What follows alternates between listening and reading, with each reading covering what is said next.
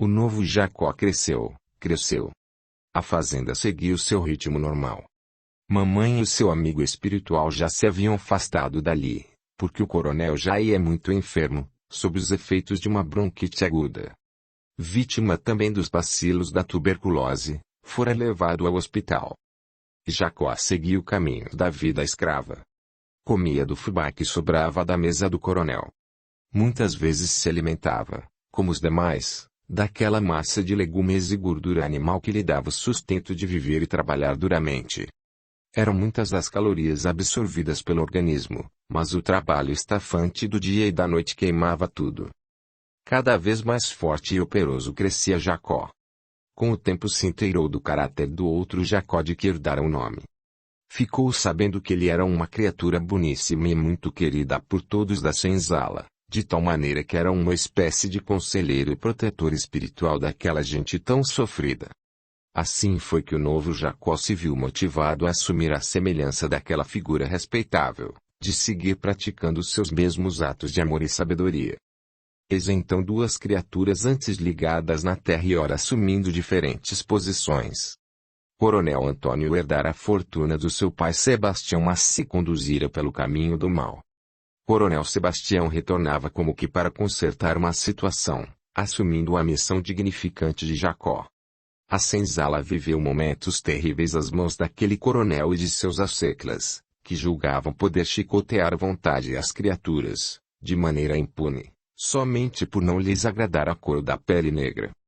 Juca, ora reencarnado como Antônio, nome herdado do seu pai coronel, passara a administrar a sua mesma antiga fazenda com a morte daquele homem cruel, padecendo em dores no hospital. O ex-filho de Juca lhe reencarnara sob o nome de Jacinto, para entrar na posse da outra parte daquela grande propriedade. Esses dois irmãos terrenos herdaram do coronel um poderio imenso, com avantajado número de escravos. Estes continuavam sofrendo o mesmo tratamento impiedoso, vítimas também dos debates, das discórdias incessantes do mundo dos brancos. Tinha curso o mesmo padecimento da nação negra. Do mundo espiritual eu via o desenrolar de todas aquelas situações.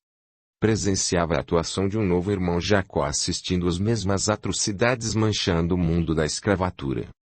Acompanhava o debate de duas almas de brancos, dois irmãos em constante debate pelo poder terrenal, cada qual tentando mostrar-se melhor do que o outro.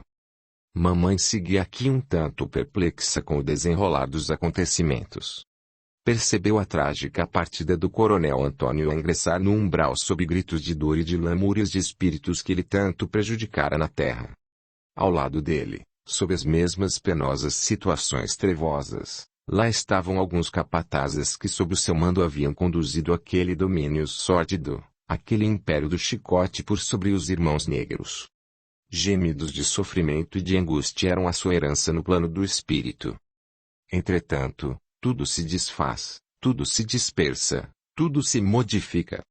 Seria tudo uma questão de tempo. Coronel Antônio, desencarnado, achava que no novo mundo que passara a habitar era ainda mais alto, mais dominador do que na terra. Presenciou a condução das posses, as contendas dos dois irmãos, entomou daquilo tudo que lhe pertencia e julgou ter que intervir para reaver tudo para si. Não acreditou ter passado pela morte.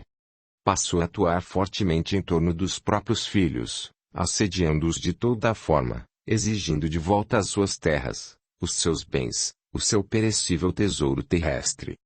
Começou a aparecer às criaturas, tal como fizera a mamãe. Participava e tumultuava em todas as situações de vida dos habitantes do lugar. Novamente foi chamado o padre. Missas e orações contínuas de nada adiantaram. Desanimados, optaram por uma saída que talvez pudesse acalmar aquele espírito tão agarrado às suas propriedades. Construir uma igreja ali mesmo na fazenda. Erguido logo aquele templo, recebia as orações frequentes. Missas eram rezadas a cada semana, com grande afluxo de mulheres, em sufrágio da alma do coronel que mesmo depois de morto deixava vigorar a sua sombra negra para tirar a paz de tantas criaturas. O fantasma do coronel, montado em seu cavalo, galopava incessantemente por entre as vastas plantações, assombrando as mentes daqueles seres amedrontados pela sanha cruel de um homem dominador a estender entre dois mundos a sua cobiça inominável. Era visto aqui e ali, horrorizando os trabalhadores logo que saíam à faina diária. 2, 3 encarnados eram de repente postos em correria insana pela presença fantasmal daquele homem. Não satisfeito com perturbar os brancos, que ele considerava usurpadores de suas terras, a alma do coronel investiu contra os irmãos da senzala. O novo irmão Jacó, agilizando ainda as práticas religiosas dos seus ancestrais africanos, passou a fazer cultos para aliviar aquele espírito atormentado por sua ambição. Cultos e cultos foram realizados com muito empenho, tentando amenizar a situação obsessiva criada por espíritos ali vividos e desencarnados. Coronel Antônio bem sabia que já havia desencarnado, mas não aceitava de forma alguma o seu novo estágio de vida ou um novo caminho de procedimento. Queria mesmo era manter a sua atitude de domínio por sobre todas as criaturas. Alegrava-se ainda em amedrontar e chicotear os escravos. Audiolivro realizado pelo canal Surya Chand Audiobook. Sua esposa tinha uma alma bem mais branda, auxiliada ainda por outros irmãos bondosos que retiraram-no enfim daquele ambiente em que queria por toda a lei fazer imperar a sequência insana de sua ambição desenfreada. Foi devidamente doutrinado no plano espiritual, numa época em que ainda se desconhecia o espiritismo, quando apenas se contava com os valiosos conhecimentos e práticas transcendentais transpostos da África ao Brasil pelos nossos irmãos negros. Nos seus cultos religiosos manifestavam-se alguns espíritos, do que surgia algum esclarecimento e o alívio de certas situações. Coronel Antônio, recolhido a um setor espiritual adequado à sua situação, tomou consciência da multidão de faltas, de criaturas prejudicadas que formavam saldo de sua última vivência terrestre, onde levara avante muito de sua imprudência. Quantos irmãos feridos! Quantos crimes às suas costas! Foi esclarecido quanto ao piorar de sua situação espiritual se teimasse em continuar agindo tão maldosamente em torno das criaturas. Mamãe, vendo o padecimento de Coronel Antônio, vítima de seu próprio egoísmo, dava risadas de contentamento. Ficava satisfeita presenciando a ação obsessora daquele homem tentando ainda chicotear os seus antigos escravos, porque sabia ela que, agindo assim, o coronel mais se complicava espiritualmente, mais haveria de padecer para reparar os seus multiplicados erros. Vendo e imaginando isso, mamãe dava vazão a uma espécie de vingança sutil que há muito acalentava em seu espírito ainda a fugir das leis do perdão. Ora, ocorreu que certa feita o coronel teve à sua frente a figura daquela negra cega. Estremeceu sob uma situação muito constrangedora. E mamãe exultava com aquela sua situação, sentia-se vingada por ver o orgulhoso coronel mergulhado cada vez mais fundamente no poço de suas próprias inferioridades. Eu e meus companheiros espirituais nos compadecíamos da dor daquele espírito desesperado. Situações horripilantes fazendo da escravatura, nos dois planos, um cenário tétrico, monstruoso, cujas cenas medonhas dificilmente eu teria condições ou coragem de descrever com fidelidade. E por que tudo isso? Somente porque a cor de um era diferente da cor do outro? Mas não. De maneira alguma se levava em conta que o princípio inteligente é um só, animando a alma de cada um com os mesmos atributos de igualdade. Olvidava-se que todos são espíritos imortais, todos detentores de vestimenta igualitária da luz, tal qual Deus criou todos os espíritos como seus legítimos filhos. O progresso segue. Mesmo na nossa era dita cristã, quantas e quantas criaturas não foram sacrificadas no seio da escravidão? Desconhecia-se ainda o valor da pele negra, a animar o mesmo princípio inteligente do branco.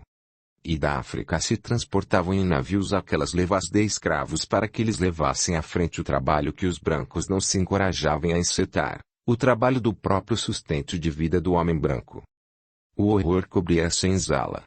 O mundo da imperfeição e da indignidade era mesmo tido como aquele da raça negra. Um nada era o homem negro.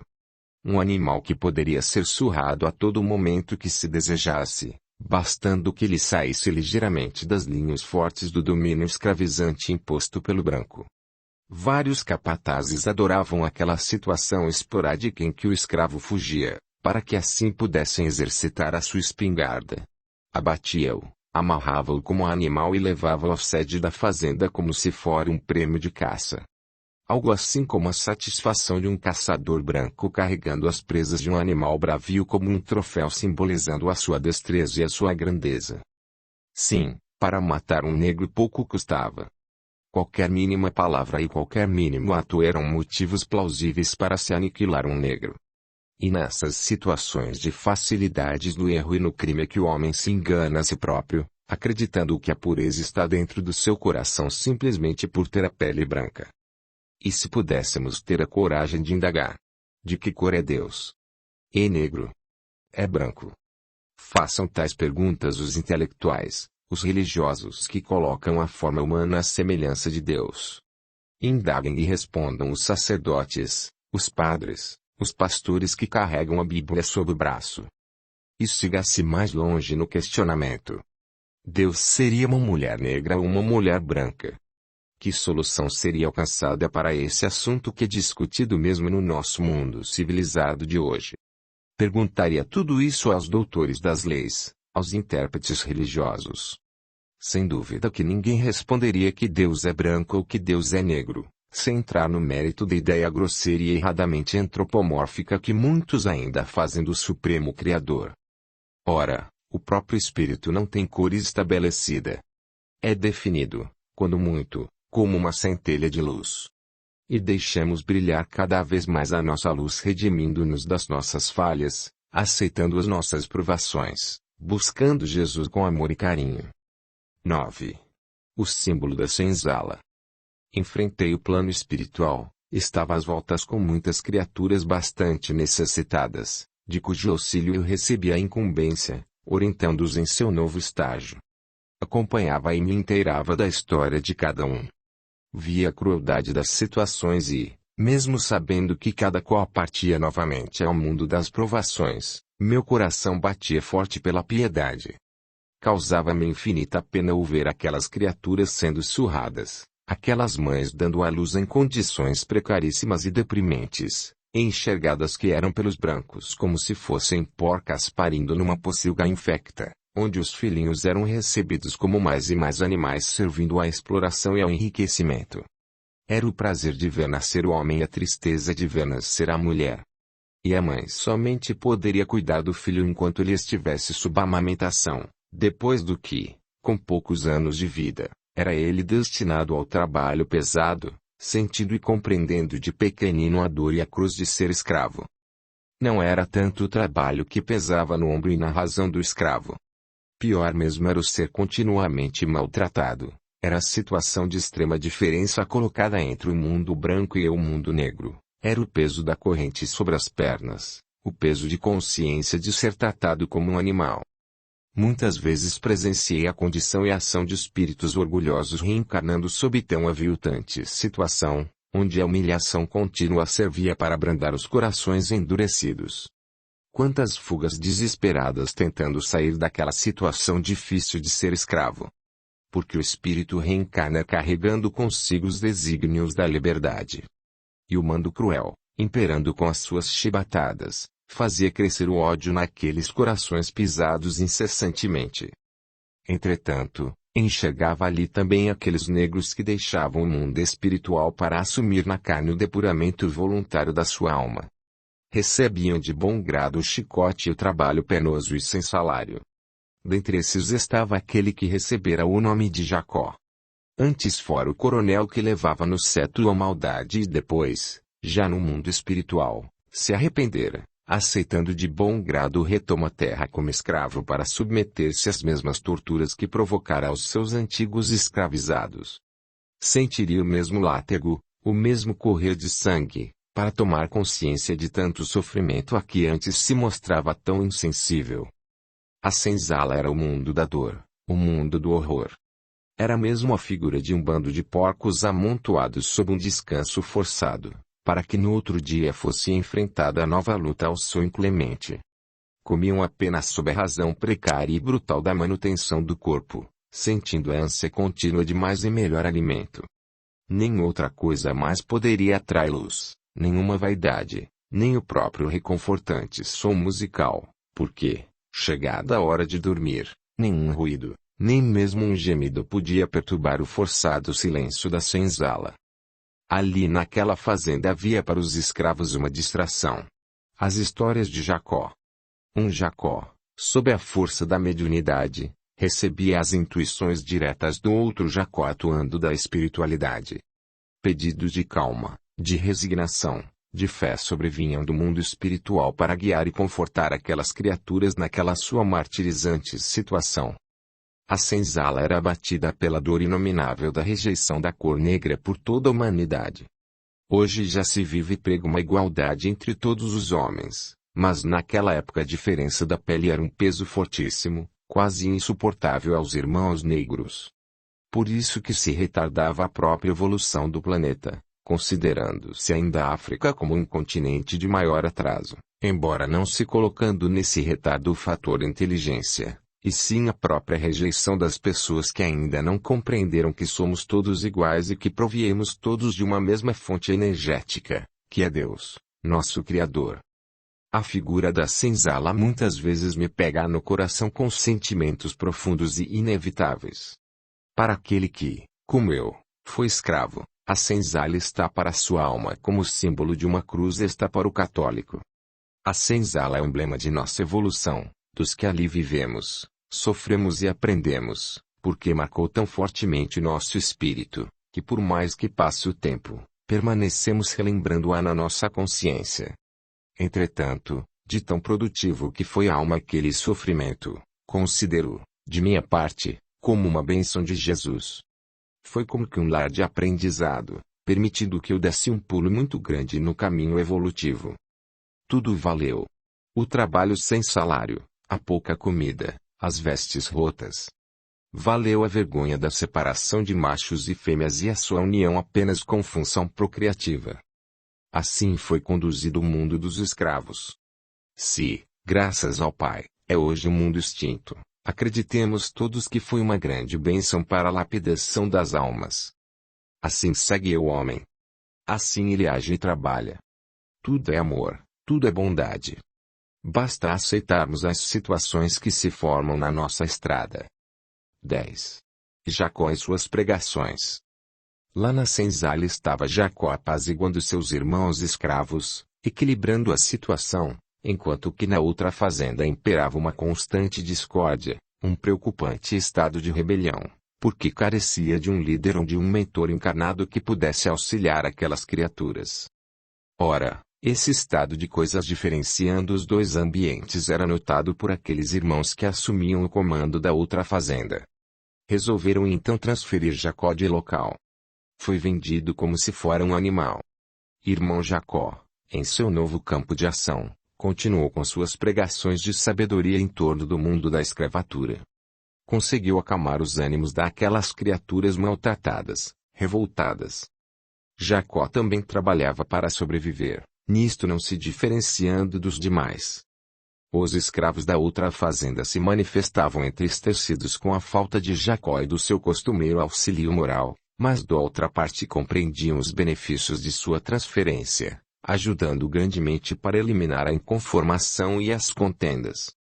De meu lado, aqui do mundo espiritual eu permanecia auxiliando as criaturas que ali desencarnavam. Chamavam-me Zezinho, referindo-se ao meu desencarne quando tinha os meus 13 anos e carregava a minha pele meio preta e meio branca. Quanto podia, eu agraciava o Jacó encarnado com as minhas intuições. Quando lhe caía em preces e rogativas de proteção no mundo espiritual me ligava Jacó desencarnado para desenvolver ajuda aos necessitados. Esse irmão levava avante, com firmeza os seus desígnios de amor criaturas que carregavam o estigma da escravidão. Jacó reunia aqueles escravos desencarnados e dava continuidade às suas prédicas, às suas belas e edificantes histórias. E de um lado ficava eu a ouvi-lo também, admirando sobremaneira suas palavras puras e serenas sobre a vida de Jesus. Lembrava que Jesus, embora sendo branco, também amava os negros. Ouvia-se então que, graças ao Pai, vendo a situação do mundo da escravatura no Brasil, vendo a pouca razão do homem em entender a igualdade dos espíritos, mudar-se-ia toda a situação. Um certo pescador, jogando as suas redes às águas do rio Paraíba, viu nela prender-se uma imagem que lhe causou espanto. Era a Santa Negra, que seria a padroeira dos católicos brasileiros. Ora, atentando-se para esse episódio e para o seu significado, contemplando-se aquela imagem negra, entende-se que ela simboliza a escravatura. Nossa Senhora de Aparecida representa a Mãe de Jesus mudando-se em cor para homenagear a pele negra do mundo da escravidão. Tudo vibra no amor. E talvez que eu não tenha palavras certas para expressar a grandeza desse símbolo com sentido protetor a toda uma nação e em especial de saudação ao mundo da escravatura. Mas relembro as dificuldades por que passava o irmão Jacó, cuja situação de vida piorara, transferindo-o ao plano espiritual. A companheira Chica, mãe de todas as mães preta, acompanhava com sua grande experiência tudo o que ocorria naquela senzala, onde tantos espíritos bondosos, tantos amigos verdadeiros chegavam a dar sustentação aos tantos irmãos em provas, alegrando os corações sofridos. E, de uma forma ou de outra, eu também tentava levar harmonia àqueles espíritos em seu processo de desencarne e reencarne. Com as melhores intenções de ajudar aqueles irmãos naquele mundo difícil foi que resolvi então reencarnar por mais uma vez como portador do pouco que aprendera no mundo espiritual e que pudesse passar aos irmãos terrenos. As leis do reencarne colocam-nos num processo difícil. O necessário esquecimento do passado faz com que uma variedade de ideias desencontradas assuma o nosso ser na nova etapa, e então deixamos muitas vezes relegados os nossos programados afazeres. Irmãos que aqui aportam na intenção de desenvolver um grande trabalho acabam tropeçando nos próprios ideais, caindo fragorosamente pelas armadilhas da terra. Contudo, há um império soberano da razão e da moral, e aquele que claudica na tarefa encetada é o que não se há preparado devidamente para o trabalho ou missão a que se propõe. Somos filhos de Deus. Mas somos espíritos qualificados ainda como imperfeitos e sofredores, porque ainda partícipes de um planeta de provas e expiações. Portanto, qual é o espírito que não pode cair no mundo, se o próprio Cristo, em suas luminosas notas evangélicas, nos alertou sobre essas dificuldades da vida? Não fundamentou o Mestre a necessidade dos reencarnes após os reencarnes? Não dissera que no final dos tempos até os escolhidos cairiam? Aí estão as minhas palavras parodiando as lições grandiosas do Cristo. E diante de todos aí estão grandes médiuns abraçados a um grandioso trabalho e que de repente são vistos penetrando nas malhas enganosas das atrações do mundo. Mas é o fator das provas e expiações caracterizando este nosso mundo. Sabedor de todos esses empeços e armadilhas a enfrentar novamente, lá estava eu preparando o meu reencarne. 11. Nova etapa. Como neto da velha Chica foi que assumi mais uma vez o vaso da carne entre os irmãos escravos. A respeitável preta velha acompanhara a vida, a missão, o desencarne de Jacó, e eu ali cheguei agraciado com o mesmo nome desse segundo Jacó que amparava aos irmãos escravos. Audiolivro realizado pelo canal Surya Chand Audiobook. Espalhava-se por toda parte a fama de ter um Jacó, um protetor espiritual, na senzala. Tudo originário daquele primeiro Jacó que do mundo espiritual ainda acudia e iluminava a escravidão. Relembrava-se com devoção as origens daquele primeiro contador de histórias, daquele médium de grande potencial que conduzira sua missão com humildade e amor, aliviando e curando as criaturas com um simples toque de mão, ou com a sua palavra meiga e amiga. O maior respeito gerara aquela figura carismática no meio dos irmãos escravos.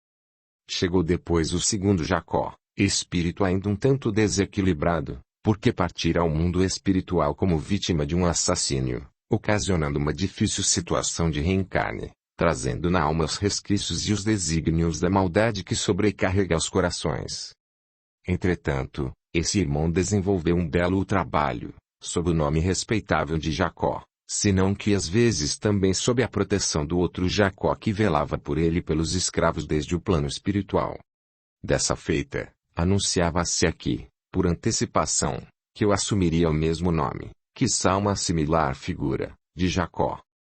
Fui acolhido por um lar de amor e carinho, e o quanto é bom amar e ser amado. Ah! Se soubessem a força de um coração emanando de seu sentimento de amar verdadeiramente, com uma intensidade tão grande a ponto de fazer estremecer toda a terra.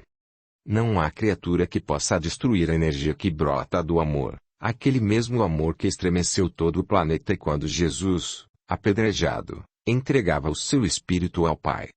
Pois essa força incalculável secunda, em todo o orbe terrestre, aquelas criaturas que amam de verdade, que têm no peito um coração vibrando de amor e caridade, um coração que jamais titubeia diante dos maus procedimentos e que jamais dá as costas ao irmão quando lhe pede auxílio. Lá estava eu como mais um crioulinho, mais um pequenino escravo lançado na terra cumprir a sua provação. Jacó, Jacó, por todos os lados se conhecia a sua história. Era o pai Jacó, o irmão Jacó, mas o que importava era a imagem do amor veiculando pelas mentes das criaturas. Era apenas a função do impulso de ajudar, de chorar pela dor de um irmãozinho chicoteado. Ah! A evolução do homem está na dor, está no amor. Somente aqueles que amaram é que sabem compreender a dor de ser um irmão escravo, de passar a regeneração o seu coração esmagado. De que mais adiantaria o espírito a provação como a que eu tivera? De que valeria aguentar calado a chicotada ardente, agradecendo ao Pai pela dor que fazia sangrar o meu coração? De que me valeria partilhar com aqueles irmãos que sequer compreenderiam a grandeza de sofrer para aprender a amar? Ah! Quando, nas próprias mãos, o homem recebe os eflúvios do dom divinal de aliviar a dor do semelhante, quando é portador de uma tal faculdade, basta às vezes é também pressionado pela força maligna de irmãos inferiores do plano espiritual, os infelizes representantes do mundo da obsessão. Estes irmãos debatem pela sua razão contra as forças da vida, mas onde está a razão? A razão está no Cristo. Viemos todos à terra para que nos igualemos como legítimos filhos de Deus que somos. Mas, quanto orgulho e quanto amor! Descer a uma senzala coberto do desejo de amar. E o que significava apanhar, ser ofendido? Vantagem leva aquele que segue a inspiração de se igualar a todos os demais. Aí enxergaremos a autenticidade maior de viver. Contemplemos as ondas bravias se esbatendo com violência pelas praias. São como a maldade saindo do oceano da humanidade. Mas elas, em sua ação revoltosa, se extinguem ali mesmo onde beijam a areia. Eu via nesse sentido de igualdade a pureza daqueles corações. Via a sua alma mais rança, justamente porque a sua pele era mais escura e mais feia. É o desígnio de implorar pela simplicidade, de calçar a sua sandália e seguir, desvalido da grandeza do ouro. É contemplar a justiça divina. É a grandiosidade de querer amar, de querer sentir que somos todos iguais. É a vontade de dizer que os escravos estivemos reencarnados sem a oportunidade de tomar à mão uma caneta e gravar palavras bonitas, porque isto não permitia a lei da senzala. Aprender um ler e escrever era interdito ao escravo, mas a lição que descia dos céus era aquela do Cristo, do amor, lições maravilhosas que não se destinaram àqueles que se agasalhavam ao produto do seu ouro, no fundo da sua mansão. As letras vagas dos nossos poemas eram a contemplação dolente da natureza, da liberdade dos pássaros com suas canções. Ah! Era o homem aprendendo nas linhas firmes da justiça, da dor, da miséria e da doença, aprendendo na força da humildade. Tais eram as lições maravilhosas que o planeta nos passava, escrevendo em linhas legíveis no arcabouço da nossa alma. Mas os irmãos se perdiam por não aceitarem a tendência sublime de apenas agradecer ao Pai pela bendita oportunidade da reencarnação, pela escola a nos colocar como legítimos irmãos igualados sob as leis evolutivas.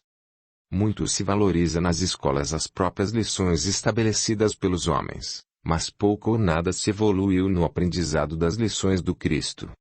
Pouquíssimos assimilamos de Jesus, através das reencarnações, onde vamos descrevendo as nossas vidas. E o fim é único. E a humildade, é o amor. Isto aprendemos quando abraçamos o ideal de abraçar os nossos irmãos tal como Jesus nos ensinou. A justiça de Deus, na glória maior, impera em todos os lugares, em todos os setores, E o homem não se desperta a essa realidade, porque acredita somente nas suas próprias leis, nas mãos suaves a segurar as canetas e produzir as suas poesias. E escreve-se a condenação do próprio irmão, por ter cometido um ato de agressão a outro irmão, jogam-no ao mundo frio da prisão, segregado das multidões, ao invés de ser trabalhado pelas forças transformadoras do arrependimento em amor, tal como fizera o venerável Batista às margens do Jordão. A razão da justiça humana é única: liquidar o agressor e sepultar a lei do perdão. Ora é que leva o homem, na sua jura de condenar e amaldiçoar, de jogar os seus irmãos aos recintos dos presídios, se o espírito é livre, se ergue-se aqui e ali, rompe as próprias pedras e faz brilhar a sua glória de ser imortal. Mas as leis dos homens devem ser cumpridas pelos homens. Eles entendem e fazem as suas próprias razões, permitindo que a sua justiça caminhe passo a passo com evolução em suas situações probativas e expiatórias. Se hoje temos bandidos é porque o próprio homem os colocou assim. Talvez que ainda não haja chegado à razão de entender, sob a clarividência que ressombra do destino de cada alma, a finalidade de aprender a amar. Certas religiões elevaram as suas leis, levaram irmãos e irmãos à condenação, ao juízo de seus próprios juízes. Mas em tudo enxerguemos a própria lei da terra, onde tais princípios ainda devem ser mantidos pelas próprias injunções evolutivas. Chegará o dia em que o homem agradecerá a Deus pela dor como oportunidade de se igualar a todos. Então amará de verdade. 12. Vivências de um novo Jacó. Somos pobres seres quando fragilizados ao peso da matéria, quando aí perdemos as razões legítimas de viver. A matéria frágil torna-se germes, e o pobre homem que deveria ter aproveitado a oportunidade de amar e amar cada vez mais, perde-se na sua fraqueza. Retornei à terra. Filha preta de mãe preta. Dessa feita, preparado para o trabalho pesado. Nada disso me intimidaria, porque as minhas bases carregavam a força dos meus ancestrais, levavam a forte inspiração de seguir os passos do antigo Jacó. Novo Jacó chegava ao mundo dos negros para dar vazão à realidade e à verdade de cada irmão negro. A negritude ali presente nas noites recebia as minhas orações sentidas. Do meu inconsciente e das forças intuitivas aflorava o meu passado e crescia na minha memória o rosto venerável e as barbas brancas de Jacó, pai bondoso na escravidão. Sob o meu nome e o nome dele deveria eu espalhar a luz àquela senzala obscurecida pela dor incompreendida. Aquelas criaturas todas paravam para ouvir a minha oração. Do céu sobrecaíam vibrações inundando de amor as minhas mãos abençoadas por Deus. Ali estendia a caridade dos céus, curava os irmãos afligidos pelo chicote implacável. Muitas eram as crianças entregues às minhas mãos para que eu as cuidasse. Escravos mais enfermos, mais velhos eram levados até mim, porque não lhes era facultado o recurso do médico dos brancos. Éramos nós mesmos, os vários Jacó, os que cuidávamos da saúde daquela comunidade. E então usávamos das nossas energias, como se aplicássemos passes. Era uma glória receber a assistência do alto vibrando em nosso interior. Bem sabíamos todos que havia uma força bem maior do que aquela que subtraímos da nossa alma. Aos 17 anos comecei a receber do espaço as intuições benéficas, e assim comecei a ajudar aqueles irmãozinhos mais necessitados. Recolhia a minha assistência àqueles que às vezes eram acidentados no trabalho pesado, aliviando então, como podia, a sua enfermidade, dentro do que necessitavam. Agia como se fosse um curador, um benzedor. Certo dia aportou àquela fazenda um padre por nome Moisés. Olhou fixamente nos meus olhos e espantou-se com a profundidade que eu o fitava. Uma simpatia nos unia. Compreenderia que tratava-se de um dos antepassados negros que retornava como branco, e dessa feita como Tom Padre, para poder auxiliar os fazendeiros e escravos, falar um pouco de Jesus, contar algumas histórias em tomo da Escritura Sagrada. Uma vez ao mês era permitido que o bondoso padre adentrasse a senzala e rezasse com os escravos, mas porque vigia o ideal de que a Igreja Católica atingisse todos os corações, que a mensagem do Cristo atingisse todos os locais. Então aqueles religiosos passavam, de quando em vez, por aquelas plagas, portando o seu chocalho, a sua água benta. Naquela ocasião um escravo estava acorrentado, preso ao tronco da senzala. Recebia a visita do padre. Mandou que se lhe retirasse a corrente e pediu que o auxiliasse. Emocionado, fora chamado a estar naquela casa de Deus. Recebia uma hóstia cada semana, a glória de ser batizado pelas mãos dos brancos. O padre impunha muito respeito naquele povoado. Mandava e não pedia. E o coronel, sob o peso dos seus crimes, condenava o seu espírito.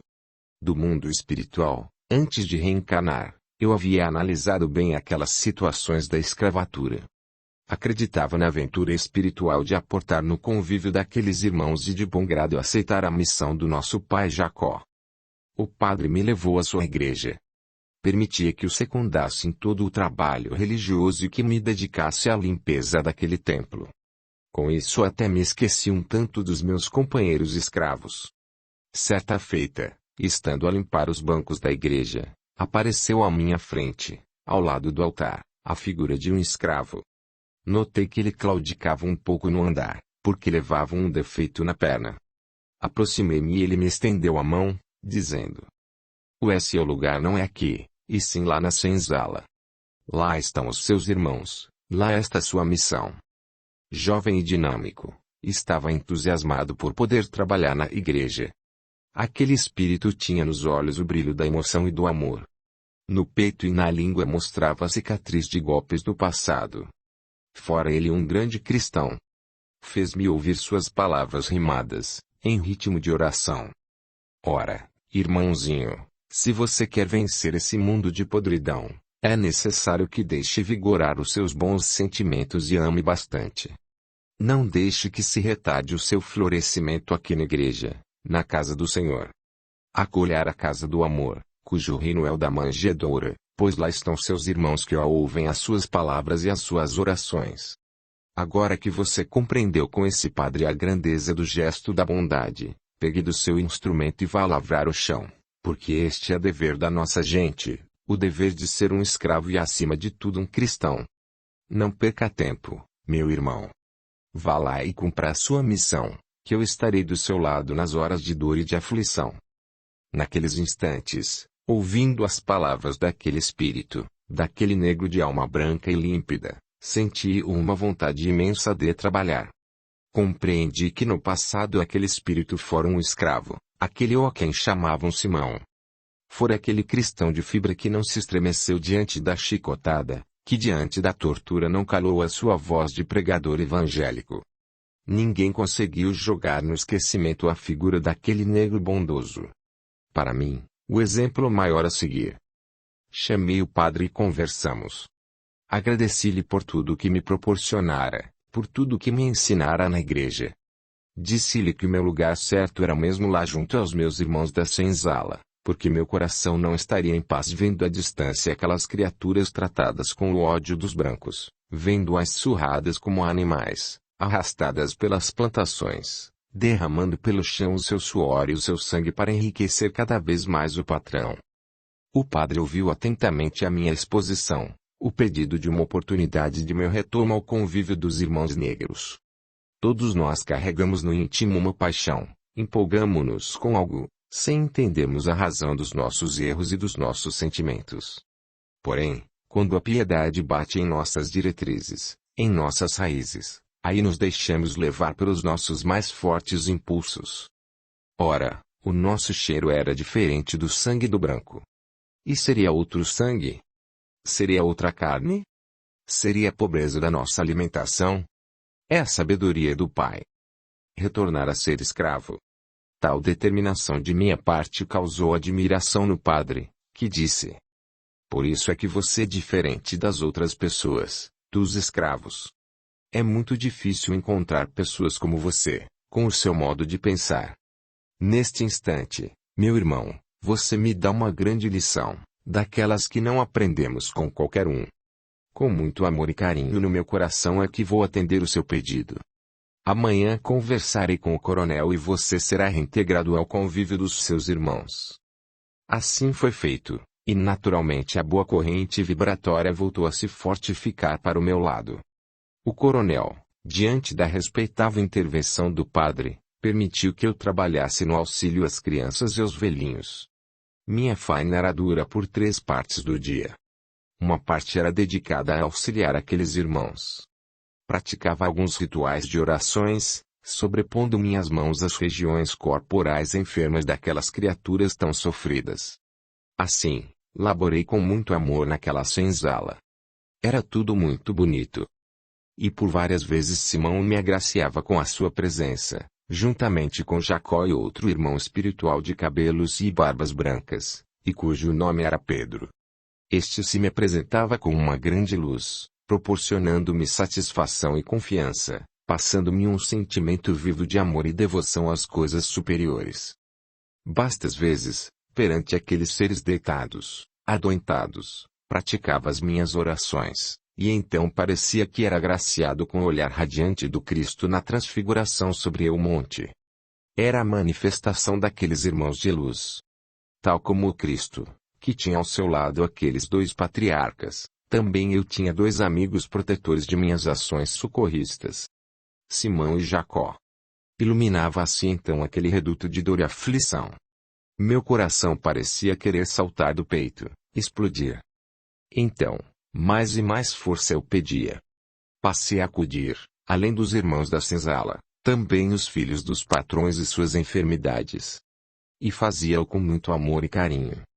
Audiolivro realizado pelo canal Surya Chand Audiobook. Um dia, Bernadette, a sinhazinha, neta do coronel, foi assaltada por uma forte enfermidade. Era um mal desconhecido. Procurou-se na cidade a medicina dos brancos e ela não conseguiu acalmar a febre da sinhazinha. Retornou lá, na fazenda. Ali a luz de um espírito se fez presente e por intuição sugeriu ao coronel: vá buscar o Jacó. Já era meia-noite. Eu ainda permanecia acordado, iluminado pelos amigos benfeitores. A porta bateu o capataz. Apartou do molho das chaves uma que abria aquele cômodo e retirou-me, dizendo: vamos lá para o coronel. Cheguei na casa grande e fitei o corpo da sinhazinha, que tinha os seus 9 aninhos. Uma mancha negra a cobria sob pertinaz enfermidade. Via-a rodeada de irmãos inferiores, sem que ela nada pudesse dizer sobre isso. Ali estava eu a pedir ao pai forças de proteção. Enxerguei que aquela menina fora outrora um coronel que impiedosamente agira à frente dos irmãos escravos. Alguns destes, já no mundo espiritual, cobravam cruelmente daquela pobre criança, pelo que nenhum remédio haveria mesmo de curá-la. Toquei com minhas mãos a criança desfalecida. Pedi permissão àqueles irmãozinhos negros desencarnados, que ali estavam a obsediá-la, para falar-lhes das leis de perdão. As manchas ali perturbavam-me em razão da morte de irmãos escravos que outrora aquele cruel coronel provocara. Dentre esses, notei a presença de uma negra que se destacava pela energia vingativa lançada contra aquela criaturinha indefesa. Mas Deus permite a obsessão por justas razões. Aqueles vários irmãos desencarnados não haviam ainda alcançado Jesus e provocavam aquela situação difícil. Mas quão admirável é a sensibilidade de sentir o Cristo e de amar. Perdoar, não 7 vezes, mas 70 vezes 7. É com acento circunflexo o amor saindo do nosso coração como o jorro de uma cachoeira. E à medida que esticamos o nosso olhar de perdão, percebemos que está à nossa frente um irmão aflito padecendo na carne sob as mãos da obsessão. Naqueles momentos acreditei na energia de fé e amor que vibrava no meu coração. Reuni mais forças e pedi ainda ao Pai com muita intensidade de vibração.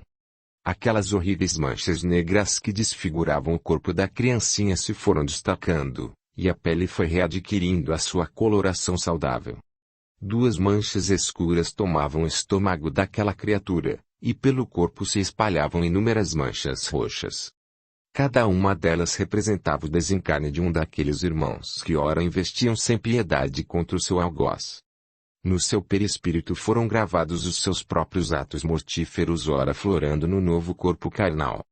Aqueles irmãos infelizes, descobrindo a nova situação de vida do coronel reencarnado, enxergaram aquelas manchas denunciadoras da maldade daquele homem, agiram ali com suas vibrações maléficas, até conseguirem provocar uma forte infecção, daí o estado febril daquela irmãzinha.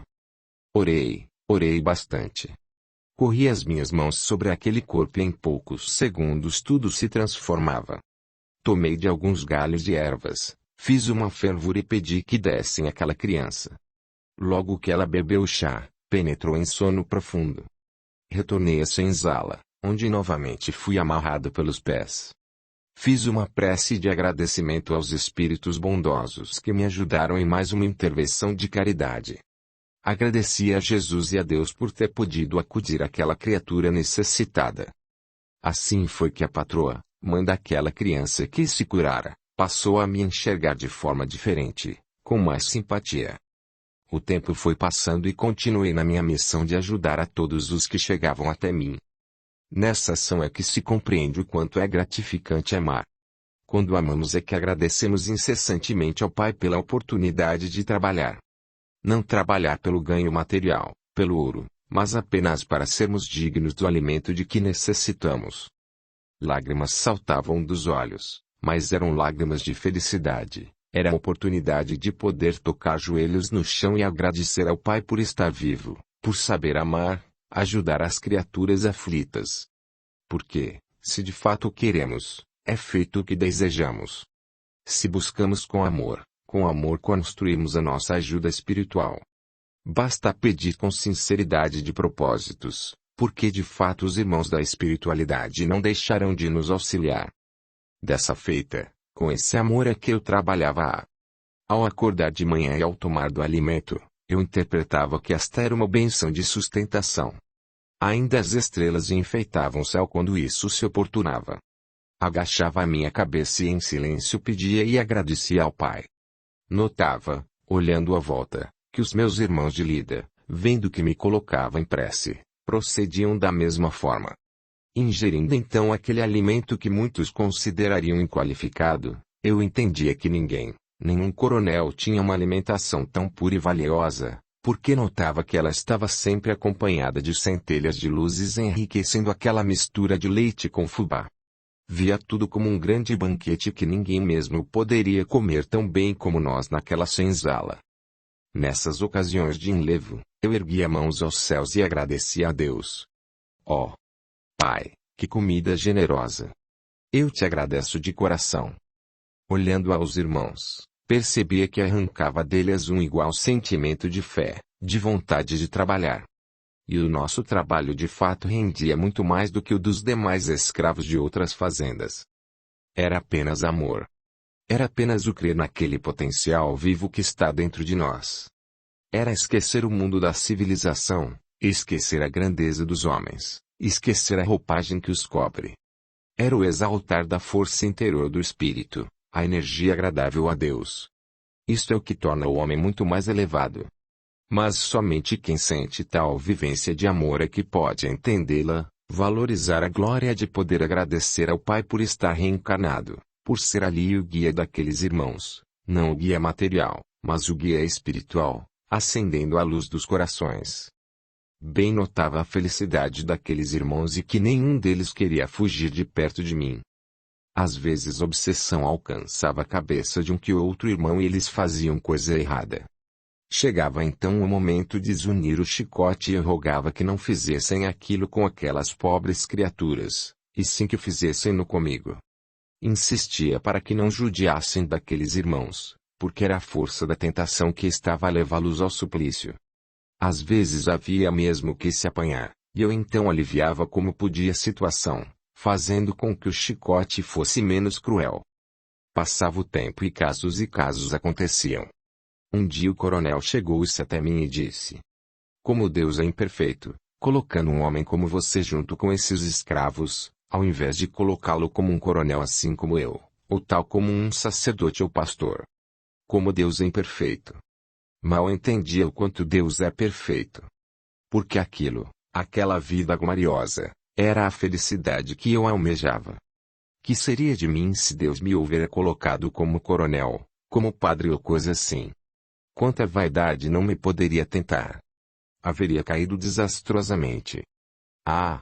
Se pudesse retornar, 1000 vezes eu quereria estar ali, no âmbito daqueles irmãos.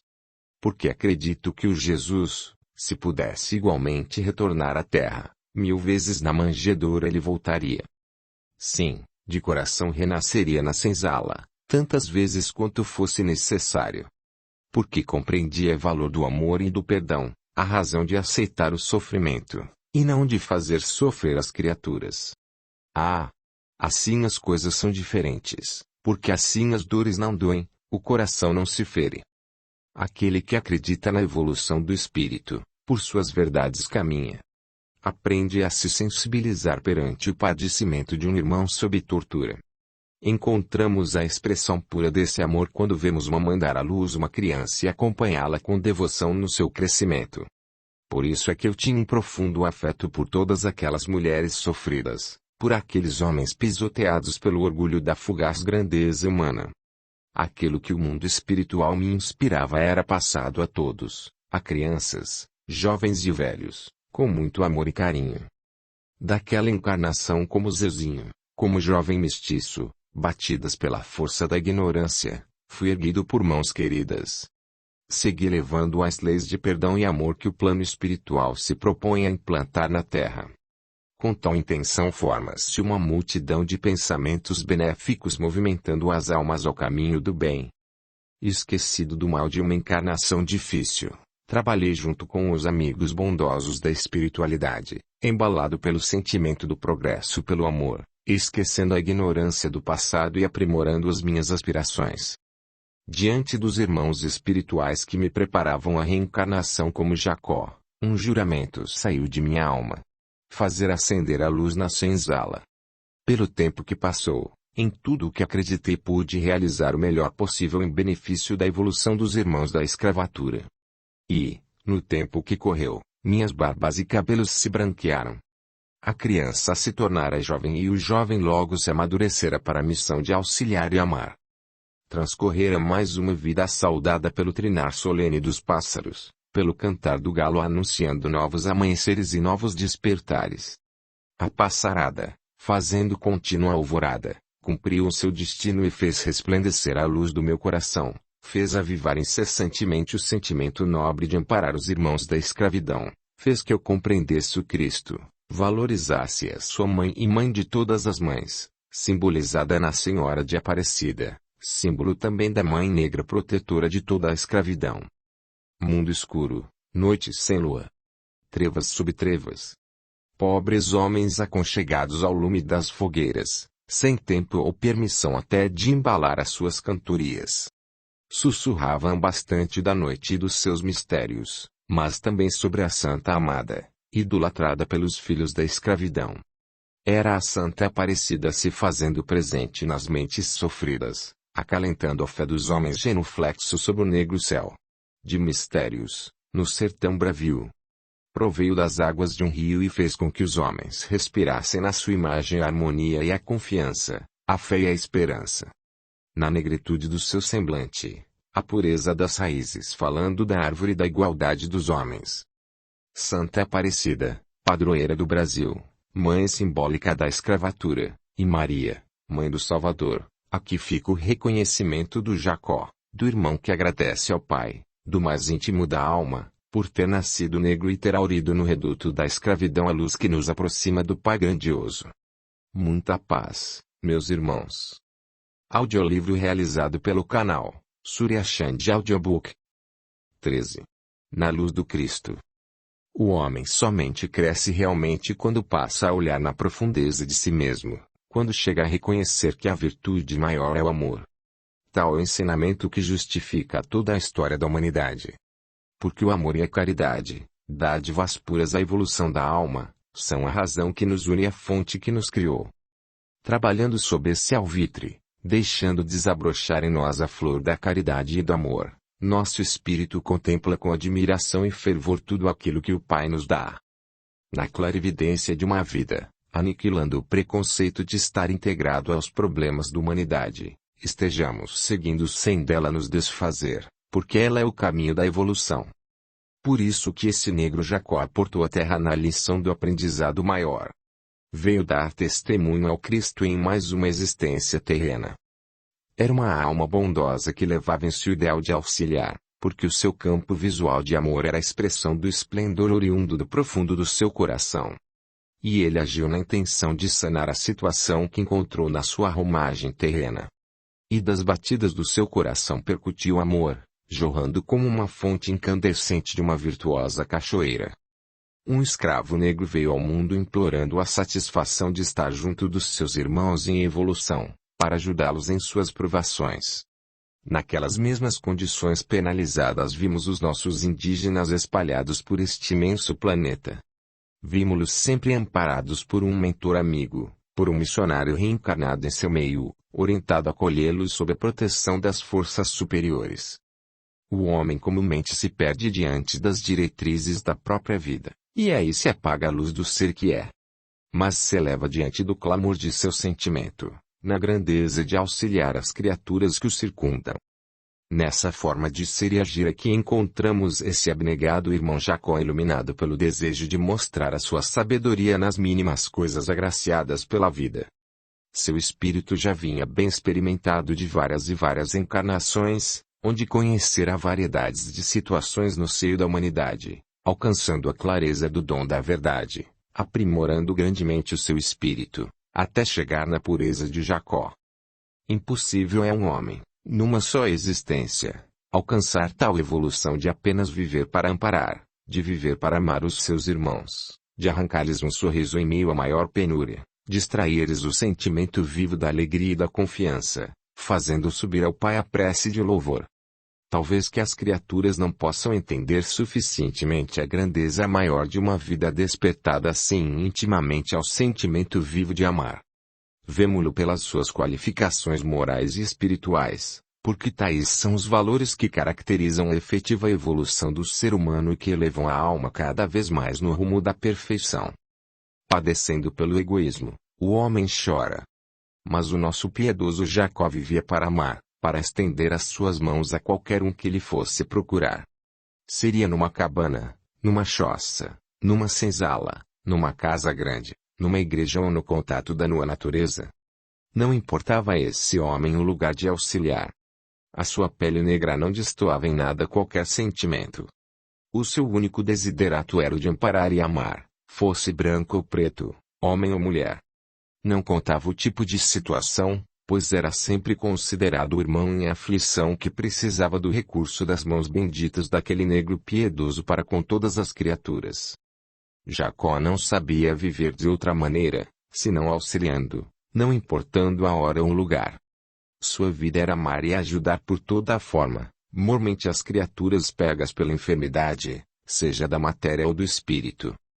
Lá estava sempre uma mão generosa para acolher, para auxiliar o homem no seu trabalho, fosse o escravo ou o coronel. Mãos de um homem de muita pureza no coração. Esse negro de barbas brancas é elevado em versos, em suas virtudes. E ele reza pelos homens desarticulados com a própria vida. Vemo-lo como a figura da simplicidade, da alma bondosa que se deslocou das alturas e veio erguer os homens, acalentá-los em todas as suas vicissitudes. De Jacó fazia suas virtudes o ramo bento e as suas mãos caridosas intermediavam o fluido celestial. Não importava como o enxergassem, pois importante era acudir a dor no seu momento e no seu tormento. E a espiritualidade, pelas mãos do médium, também vinha trabalhar, mostrando a verdade sob o bálsamo da caridade. É o próprio sentido íntimo da doutrina dos espíritos, da doutrina consoladora, onde vêm os espíritos, na sua luz, mostrar à contínua humanidade o esplendor da terceira revelação, mesmo no exemplo desse escravo que se fez amado em toda a escravatura. É a doutrina da caridade. É o Cristo revivido no próprio mundo da escravidão, onde o nosso Jacó fez a sua morada, numa senzala iluminada, falando do Evangelho em ação, falando de vidas novas, convertendo a sociedade, levando irmãos a abraçarem o Cristo como o caminho da regeneração. Ao Pai peço que mantenha sempre entre nós a grandeza e a bondade do nosso abençoado irmão Jacó. Henrique. Este audiolivro representa uma contribuição do canal Surya Chand Audiobook, para aqueles que necessitam, como é o caso dos deficientes visuais, e como forma de acesso e divulgação para todos. Lembre-se de valorizar e reconhecer o trabalho do autor, adquirindo suas obras. Se este canal for cancelado pelo YouTube, perderemos o contato e para que isso não aconteça, venha para o nosso grupo no Telegram, e ouça audiolivros exclusivos que não são postados por aqui. Veja o link na descrição do vídeo. Gratidão.